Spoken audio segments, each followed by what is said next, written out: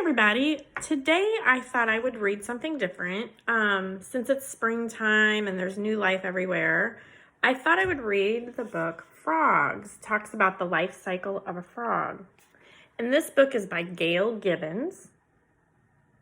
It's a picture of the cover.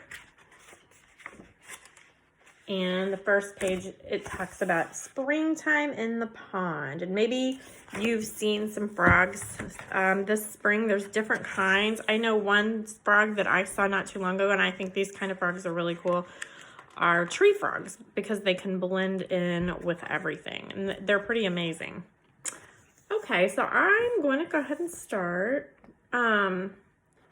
A jelly-like cluster of eggs floats among the water weeds at the pond's surface. These eggs are the beginning of frogs, and this is a picture of those eggs.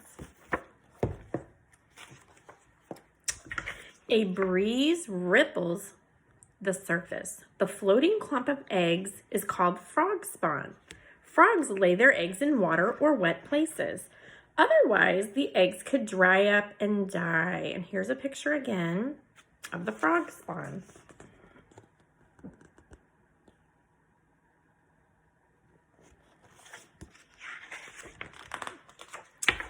These eggs do not have shells. They are inside jelly-like coverings. As they float, the jelly lets the sun's warmth come through to the eggs inside. Not all the eggs will survive.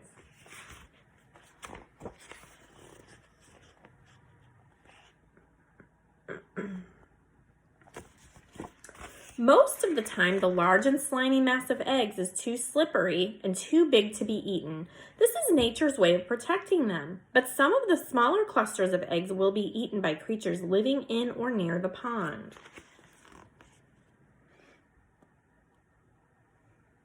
I don't know what you guys think, but I think nature is pretty amazing. The dark centers of the eggs slowly grow into frog embryos.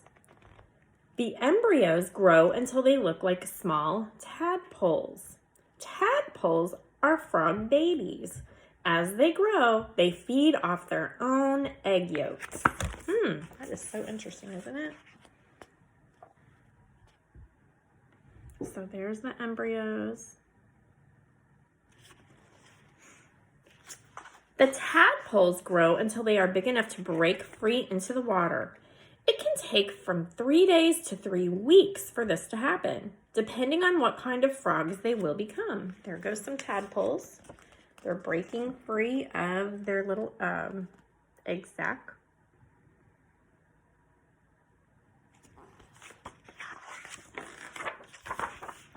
One by one, the tadpoles hatch from eggs, and they each have a head, tail, and body. The tadpoles wiggle their tails to swim. The tadpoles breathe by getting air from the water through feathery outside gills. As they swim, they eat very small plants that stick to larger water plants. These tiny plants are called algae.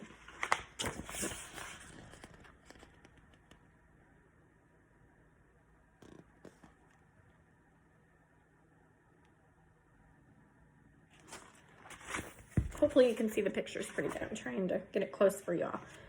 1 week later, the tadpoles look different. They are bigger, their gills begin to shrink, a flap of skin slowly grows over them. The tadpoles' mouths become hard with tiny teeth in their upper jaws.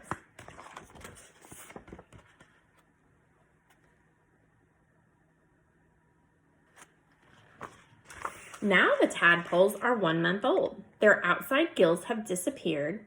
New gills inside the tadpoles takes oxygen from the water. Their tails are wider for stronger swimming, and something wonderful begins to happen. At the base of their tails, bulges appear. This is where their hind frog legs are growing.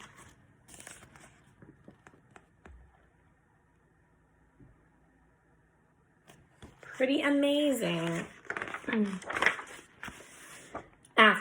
At 2 months old, the tadpoles dart about the pond as they eat. They are still vegetarians. Vegetarians only eat plant life. The tadpoles get bigger. Now they have hind legs. Behind their heads, bulges appear where their front legs are growing.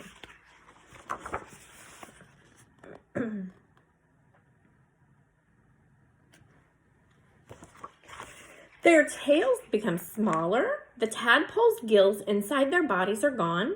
They have grown lungs to use for breathing. Now and then, they wiggle to the surface to breathe air.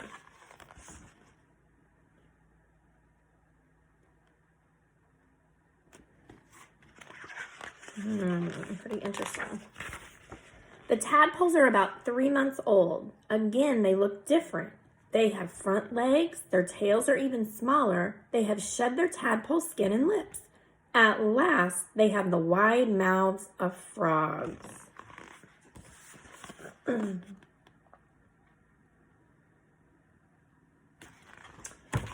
tadpoles have become tiny frogs. They climb out of the pond and onto the land. Their tails will become smaller and smaller until they finally disappear. The tiny frogs begin to eat insects and worms. They aren't vegetarians anymore. Remember, a vegetarian only eats plants, so they're becoming not vegetarians anymore. Everything changes, doesn't it? Frogs are amphibians. The word amphibian comes from the Greek word that means two lives. An amphibian can live on land and in the water.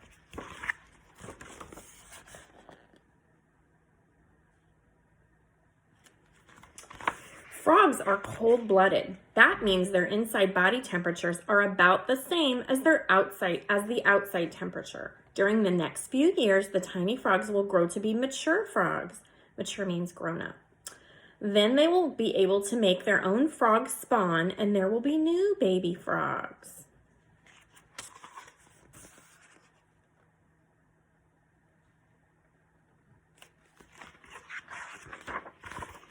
Frogs have many body parts. So in this picture that I'm going to show you, it's going to show you all the different body parts. Their eyes, their ears, their nostrils, their teeth, skin, their back leg, their 5 toes, their webbed feet, their front leg, their 4 toes. The tongue is attached to the front of their mouth and it's sticky. Let me show you the picture. All the different parts of the frog.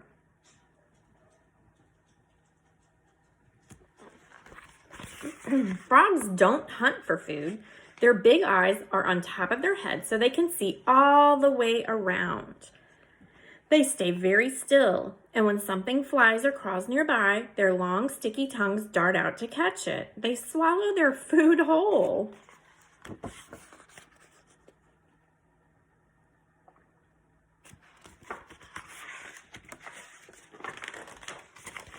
Frogs that swim use their powerful hind legs and webbed feet to push them through the water. Frogs have 2 sets of eyelids. One set is transparent so they can see through them. When frogs die, they close their eyelids to protect their eyes. When frogs dive. So they have to close their eyelids to protect their eyes in the water. On land, the frogs hop out. They use their very strong hind legs to leap. Most frogs can jump 10 times their body length. They are wonderful jumpers. 10 times their body length. Wouldn't that be nice? Just think if you could jump that far. That would be super fun. Frogs have enemies. Foxes, snakes, rats, birds, and other creatures eat frogs when they can catch them. A sudden leap is a quick escape from danger. For protection, some frogs have skin glands that make them taste bad or make them taste poisonous. Sometimes their skin color hides them from enemies. This is called camouflage.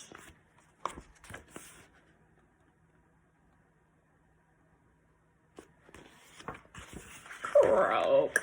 Frogs make different sounds. Often male frogs call their mates this way. They pull air into air sacs at their throats.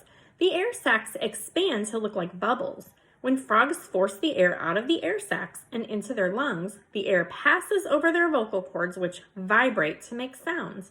They make different calls that mean different things. Sometimes frogs are very loud, and I know you've heard frogs before.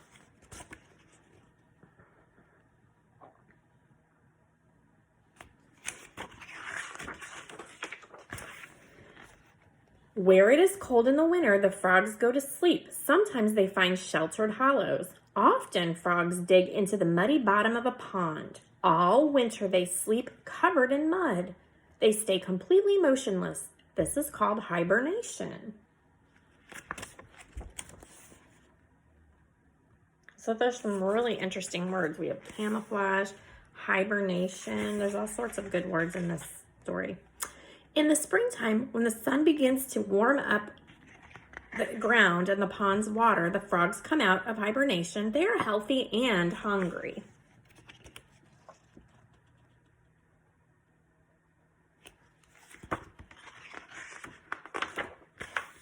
People who know a lot about frogs are called herpetologists. There's another really cool word. They spend lots of time watching and waiting to learn more about these animals. Experts tell us there are more than 3,800 different kinds of frogs. Let me show you the picture. There's a herpetologist watching the frogs. Frogs play an important role in the balance of nature. They keep insects under control by eating so many of them. Also, frogs are food for other animals. Frogs are many different sizes, shapes, and colors. It is fun to learn about them. You can be a frog expert too.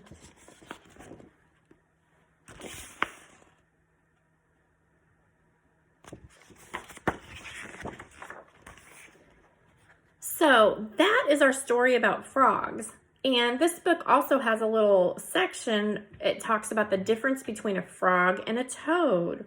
And it tells us different things about a frog and a toad. I'm just going to show you a quick picture, but this might be something that if you have extra time, you might want to research and make a list of the differences between a frog and a toad. There's some similarities, but when I show you this picture here, you can see a few differences. This is a frog. This is a toad. And there's lots of things that are different. For one thing, when I look at the picture, the toad looks much bumpier than the frog. So that might be something you're interested in kind of researching and finding out. Thanks for listening, boys and girls.